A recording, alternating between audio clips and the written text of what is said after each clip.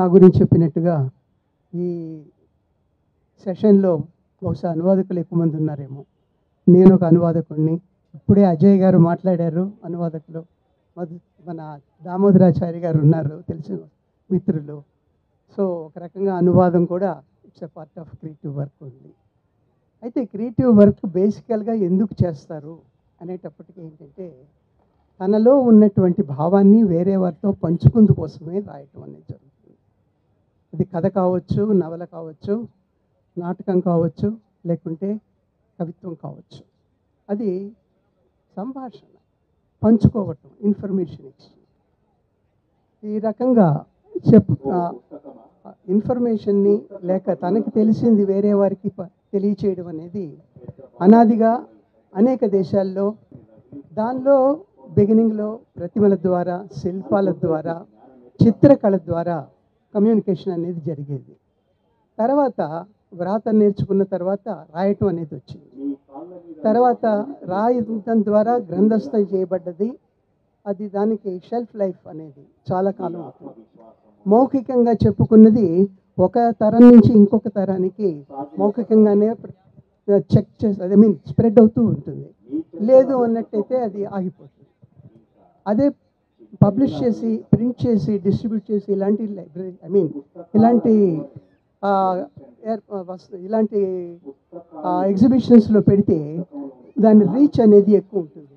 ఇందాక అజయ్ గారు అన్నట్టుగా పుస్తకాలు ఊళ్ళకు వెళితే మనం వెళ్ళినట్లే అన్నట్టుగానే మన పుస్తకాలు వేరే వాళ్ళు చదువుతూ ఉంటే, కొంటూ ఉంటే మనకి చాలా సంతోషంగా ఉంటుంది. ఈ రకంగా చూసుకుంటే మనకి స్టోరీ టెల్లింగ్ అనేది బేసిక్గా మనిషిలో ఉన్నటువంటి అర్జీ. మనకి చిన్నప్పటి నుంచి మన తల్లి, నానమ్మ, తాతమ్మ, లేకపోతే తాతయ్య కథలు చెప్తారు. ఆ స్టోరీ టెల్లింగ్ అనేది స్లోగా డెవలప్ అయ్యి రకరకాల రూపాలని సంతరించుకొని, అది కథ కావచ్చు, లేకపోతే నాటకం కావచ్చు, పద్యం కావచ్చు, లేకపోతే కవిత కావచ్చు, రకరకాలుగా ఎక్స్ప్రెషన్స్ బయటకు వచ్చింది. ఇలాగ వచ్చిన వాటిలో కథలు ఎక్కువగా అందరినీ ఆబాల గోపాలం మురిపిస్తాయి. అలాంటి కథల్లో నాకు నచ్చింది అంటే, పెరుగుతున్న వయసులో చదివిన బుక్ ఏంటి అంటే కాశీ మజిలీ కథలు. కాశీ మజిలీ కథలు అంటే ఇవాళ జనరేషన్కి వీళ్ళకి చాలా పాతది ఏదో అనుకోవచ్చు. కానీ అది మదిరి సుబ్బన్న గారు ఒక శతాబ్దం క్రితమే రాసిన వారు. 12 భాగాలుగా రాసి వాటిని పబ్లిష్ చేయడం జరిగింది. అయితే ఆ కథ ఏమిటంటే, ఇతివృత్తం చాలా సింపుల్. మణిసిద్ధుడు అనేటువంటి ఒక బ్రహ్మచారి తన ఉన్నటువంటి ప్లేస్ నుంచి కాశీనగరానికి చేరాలి. దానికి అతనికి తోడు కావాలి. తోడు రావాలంటే ఆ రోజుల్లో కాశీకి పోయినా కాటికి పోయినా ఒకటే అనుకునేవాళ్ళు కాబట్టి ఎవరు వచ్చేవాళ్ళు కాదు. అతను అందరినీ ప్రాధేయపడగా ఆఖరికి కోటప్ప అనేటువంటి గోపాలుడు అంటే పశువులు కాసుకునే అతను, నేను వస్తాను పద నీతో పాటు. అయితే ఒక కండిషన్ పెడతాడు, నేను అలసిపోతాను, నడిచిపోవాల్సి వచ్చేది. ఆ రోజుల్లో రోడ్లు లేవు, వాహనాలు లేవు. కాబట్టి నాకు అలసట కలగకుండా, నాకు విసుగు రాకుండా కథలు చెప్పి నన్ను కొంచెం ఉత్తేజితుల్ని చెయ్యాలి అన్న కండిషన్. దానికి మణిసిద్ధుడు చెప్పుకొని వెళ్తాడు. ఆ బుక్లో అంతా కూడా వారి యాత్ర అంటే అది ఒక ట్రావెలోక్ లాంటిది ఉంటుంది. అది ప్లస్ ప్రతి మజిలీలోనూ కథలు చెప్పటం, కథల్లోంచి కథలు రావటం, గొలుసు కట్టుగా కథలు ఉంటాయి. మొత్తం దాదాపు 300 పైన కథలు ఉంటాయి. 300 మజిలీలు ఉన్నాయి, 300 మజిలీలు మించిన కథలు ఉన్నాయి. ఇవి 12 సంపుటాలుగా ఆయన తీసుకొచ్చి వేశారు. అయితే ఈ పుస్తకంలో ఉన్నటువంటి విశేషం ఏమిటంటే, కథలు చెప్పడం అనేది ఎందుకు అన్నది ఆయన మొదట్లోనే చెప్తారు. ఈ పుస్తకం ఎందుకు రాసావు అంటే, పుణ్యపురుషులది మంచి విషయాలు పంచుకుందు కోసమే ఈ కథల్ని ఎన్నుకున్నాను. కథా ప్రక్రియని ఎన్నుకోవడంలోనే ఆయన ఉద్దేశం తెలిసింది. అంటే బాబు ఇలా చెయ్యి, అలా చెయ్యి అంటే మోరల్ లెసన్స్ కింద తీసుకుంటారు. ఇప్పుడు ఎవరికైనా ఇది చెయ్యి, అది చెయ్యి వెంటనే రెసిస్టెన్స్ వస్తుంది. రెసిస్టెన్స్ వచ్చిన వాడు రెబెల్ చేస్తాడు, కార్యం సిద్ధించదు. కాబట్టి ఎవరికైనా చెప్పాలంటే బుజ్జగించి, అనునయించి, మెల్లగా పాలు చిన్నపిల్లవాడికి తాగిచ్చినట్టుగా మెల్లిగా పడితే కథ నుంచి అతను నేర్చుకోవాల్సిన జీవితంలో పనికొచ్చే పాఠాలు నేర్చుకుంటాడు. నువ్వు ఇది చెయ్యి, అది చెయ్యి అని డ్రిల్ మాస్టర్ లాగానో, హెడ్ మాస్టర్ లాగానో చేతిలో బెత్తం పెట్టుకొని చెప్తే ఎవరు వినేవాళ్ళు ఉండరు, ఎవరు పెట్టుకునేవాళ్ళు ఉండరు. కాబట్టి కథారూపంలో ఏది చెప్పినా కూడా అది ప్రజలకి చేరేటువంటి అవకాశాలు ఎక్కువ. కథారూపంలో చెబితే అది ప్రజలకి నచ్చేటువంటి అవకాశం ఎక్కువ. అందుకని కాశీ మజిలీ కథలు ఒక బేసిస్ లాగా మనకు అనిపిస్తుంది. కానీ కథలు చెప్పుకోవడం అనేది మనకి కొత్త కాదు. పంచతంత్రం అనేటువంటిది సామాన్య యుగానికి ముందు 100 సంవత్సరాలకు ముందు మొదలుపెట్టి సామాన్య యుగంలో 5వ శతాబ్దం వరకు కూడా నడిచింది పంచతంత్ర కథలు. పంచతంత్ర కథలు మనకు వ్యాప్తిలోకి వచ్చిన టైంలోనే అటు గ్రీసులో కూడా ఈసప్ కథలు కూడా బయటకు వచ్చింది.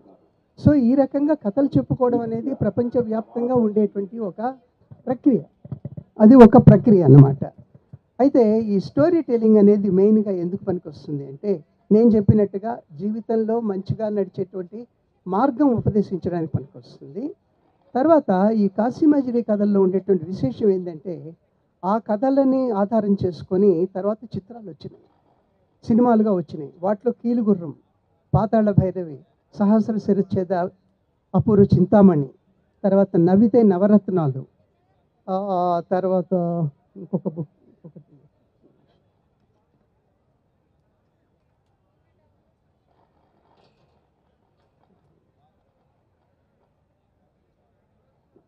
గులేబా కావళి కథ.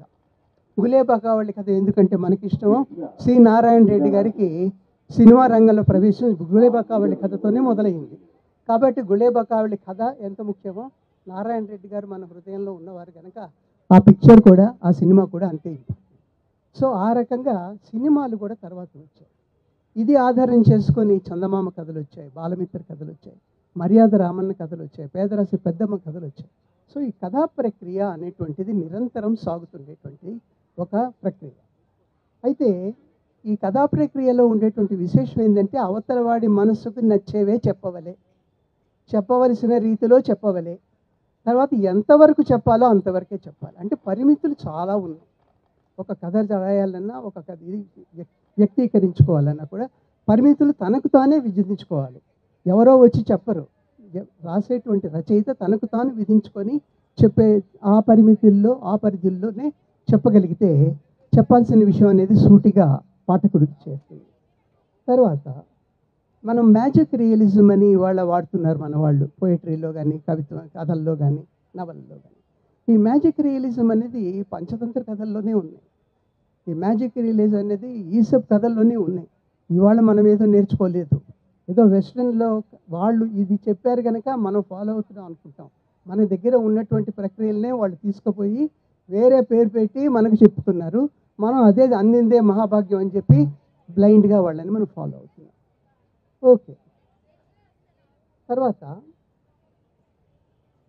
ఈ కథలు చెప్పడం అనేటువంటిది ఒక రచయితగా పేరు రావటం, పైకి రావటం, దానికి పనికి వస్తుంది. అంటే కాశీ మజిలీ కథల ఇంపాక్ట్ నేను చెప్తున్నాను.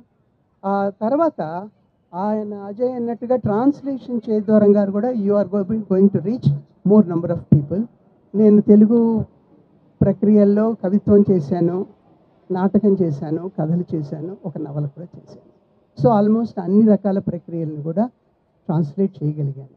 అయితే ఎంతవరకు చేయగలను అంటే నేను విధించుకున్న పరిమితుల్లోనే, నేను విధించుకున్నటువంటి పరిమితుల్లోనే నేను చేశాను, చేయగలను. ఇకపోతే ఈ కథ చెప్పడం అనేటువంటిది, దానికి అగైన్ ఐమ్ కమింగ్ బ్యాక్.